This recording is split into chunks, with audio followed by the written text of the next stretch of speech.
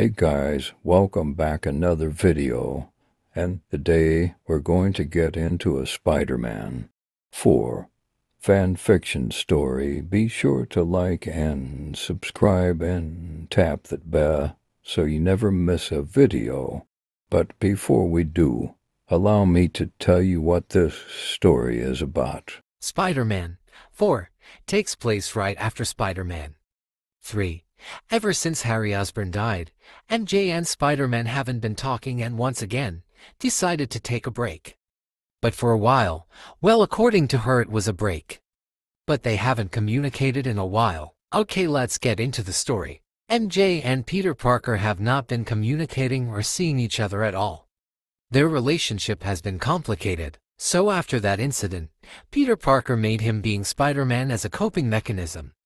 He had been struggling with guilt since the people that he seen died had knew he was Spider-Man, and it might have been one of the reasons they died, such as Norman Osborn, Doc Ock, and Eddie Brock, who had been, you can say, close to him. This 25-year-old Spider-Man had a lot of weight on his shoulders. He went to someone that he only knew personally, Daredevil, but it was the Ben Affleck one. He had knew him before he became Spider-Man. They'd start communicating when Peter was in his scientist era. Took you long enough, Daredevil said. I'm here for guidance. To what do I owe the pleasure? Spider-Man says that he has a lot of problems and always does. Him being Spider-Man, not talking to MJ, and it seems like everyone is dying in his life. Daredevil later says that it's not him being Spider-Man and him having what he calls PTSD, it's him. He's trying to live two different lives whilst lying to everyone he knows. The more he does it, the more risks that will come with it, and the more risky it will be. The more risks he takes, the more dangerous it will be. He's struggling to have everything he wants. Meanwhile, being Spider-Man is one of his greatest achievements that he must take responsibility of.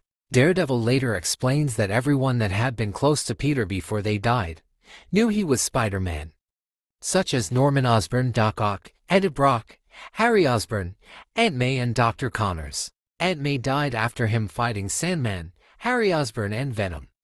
She had been dying and she had a blood disease. Dr. Connors tried to help him fight Venom, but then later died by the hands of Venom after. Peter noticed later after Aunt May's death. Peter had an idea, but saved it for later. He listened to Daredevil. He knew he was telling the truth. Anything else, Mr. Peter Parker? Peter had said, to you ditto the pleasure. Thank you for the advice. I just need some help sometimes, but I know I can't have someone always help me. I gotta do it on my own. Peter swings to his house and the sun will come down soon. He lays down but then hears growls in his room. It comes from the bathroom and the pipes. He runs to the bathroom and sees a lizard come out. He flushed the lizard back down the toilet. He calls the plumber and tells Peter stuff like this doesn't usually happen at all. This is his first lizard toilet case ever.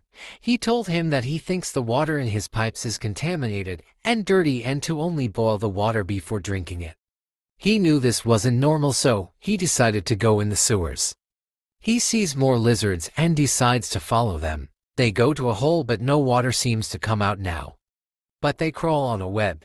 Seems like it was made by Spider-Man. He follows it and it's a house. He crawls into the hole and there's a bathroom. It looks familiar, he said, and when he went out, he then thought the house looks familiar. He knew something was off. He heard growls come from the living room. He goes in the living room and puts on the Spider-Man mask on along with his suit.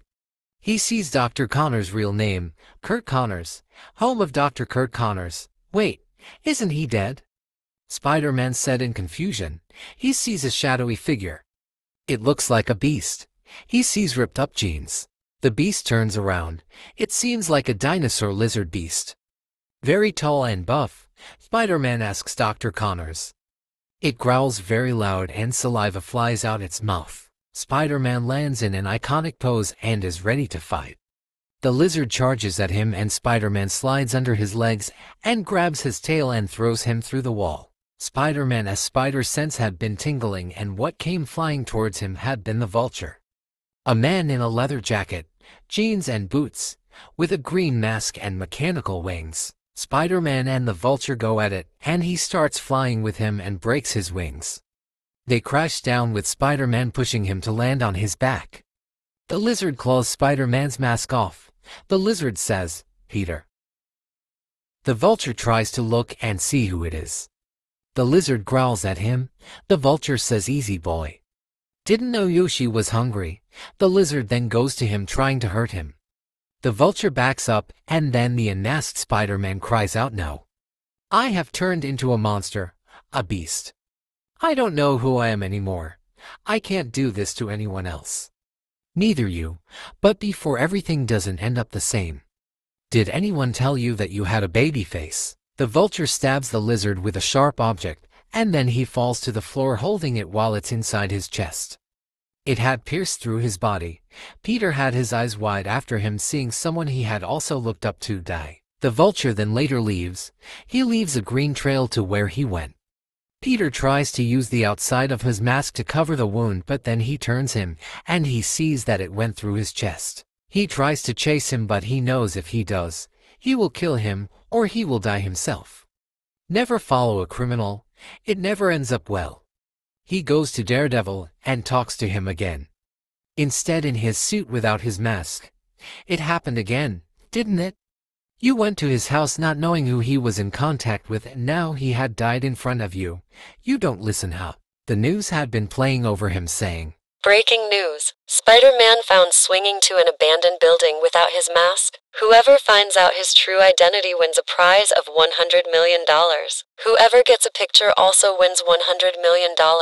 Now, let the show begin." Sir, then Daredevil cut him off, saying, "You don't need this suit if you can't handle the consequences of living two lives." Spider-Man's spider sense had been tingling, and he says, "Sir, get down." The vulture breaks open the wall and it has a big hole. Daredevil is ready to fight. He pulls out his batons that also can absorb electricity from humans and electronics and anything conducting electricity and has electricity. He tries to fight the vulture. He hits him with the batons and he misses. After that, he grabs his throat, lifting him up. He takes his wings off before he fights, which wasn't mentioned before. He calls them to go through Daredevil. Spider-Man couldn't do nothing because he was weak. The wings had a blade on the side of them, and they punctured his heart. His heart would have been leaking blood. Spider-Man had been so traumatized. He had been shedding tears. He got up and his eyes had been red. He runs to Vulture and the mechanical wings charge at him, but then he jumps over it, and the Vulture slides under and wears them. Or tries to. Spider-Man webs them to him and breaks them. He webs Vulture to him and then slams him with his feet on the floor. He flips over Vulture and then he kicks up off the floor to fight back, and Vulture punches Spider-Man. Spider-Man doesn't move at all. He keeps punching Vulture until he has blood on his knuckles. There's still a big piece of the mechanical bird wing left along with the blade. He picked it up and was ready to stab him with it. Spider-Man broke his rule. He killed Vulture. Mind you, his face was still shown and seen on footage that he killed him. The cops was outside, and there was helicopters too. He didn't know what to do, so then later he kinda freaked out. His spider senses tingled. A Doctor Strange portal had been behind him. The man behind it had said, "Come on, let's go. Do you want to escape from the cops? Who are you?" Spider-Man asked. "Wolverine. You can call me Logan." Spider-Man had ran in the portal. After that, the second part of this will be Spider-Man and Wolverine. To be continued.